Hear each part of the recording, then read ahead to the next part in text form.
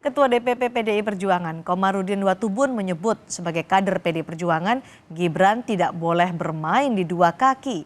Tapi PDIP menyerahkan kepada Gibran terkait keputusan mau berlabuh di partai mana.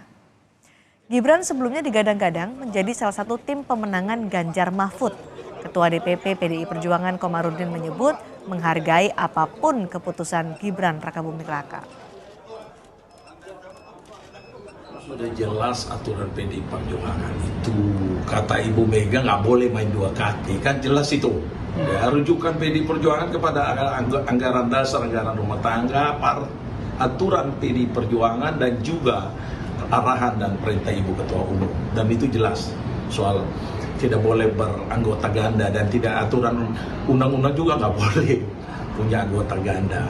Tapi kemudian Mas Gibran memilih ke sana, ya kita, itu hak dia, silakan dia boleh ke sana, tidak ada masalah itu. Kita menyampaikan selamat buat dia, tapi akhirnya dia harus memilih salah satu.